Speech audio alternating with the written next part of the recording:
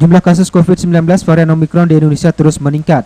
Kementerian Kesehatan mencatat penambahan konfirmasi COVID-19 varian Omikron di Indonesia hingga Senin 10 Januari terjadi penambahan 92 kasus konfirmasi, sehingga total konfirmasi Omikron menjadi 506 kasus. Penambahan kasus masih didominasi oleh pelaku perjalanan luar negeri, di mana dari 506 kasus konfirmasi Omikron, 84 kasus merupakan transmisi lokal. Selain kasus konfirmasi, angka probable Omikron juga terus mengalami peningkatan.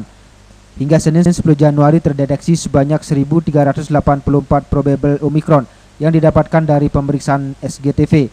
Menteri Kesehatan Budi Gunadi Sadikin menghimbau masyarakat untuk tetap waspada dan selalu disiplin menerapkan protokol kesehatan dalam menghadapi kemungkinan adanya gelombang Omikron, mengingat karakteristik varian tersebut memiliki tingkat penyebaran yang sangat cepat.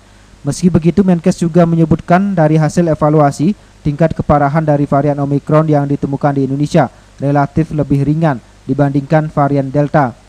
Oleh karenanya, dalam menghadapi COVID-19 varian Omikron ini, strategi layanan kesehatan dari Kementerian Kesehatan akan digeser dari sebelumnya difokuskan di rumah sakit menjadi fokus pada perawatan di rumah. Bahwa memang kenaikan transmisi Omikron akan jauh lebih tinggi dari Delta, tetapi yang dirawat jauh lebih sedikit.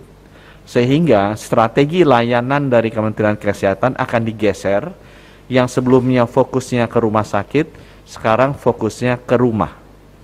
Karena akan banyak orang yang terkena dan tidak perlu ke rumah sakit.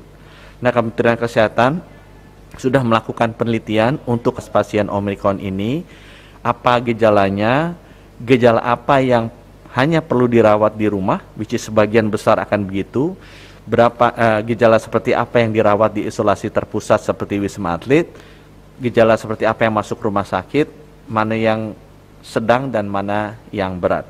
Kami juga sudah bekerja sama dengan 17 platform telemedicine untuk memastikan agar orang yang harus dirawat di rumah itu tetap bisa mendapatkan akses untuk konsultasi kedokteran dan juga bisa mendapatkan akses untuk delivery obatnya.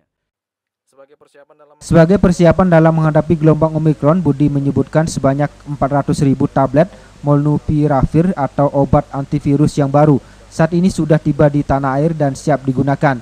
Budi mengungkapkan bahwa menyiapkan obat Molnupiravir menjadi salah satu persiapan pemerintah untuk bisa mengurangi laju pasien di rumah sakit. Dari Jakarta, Tim Liputan melaporkan.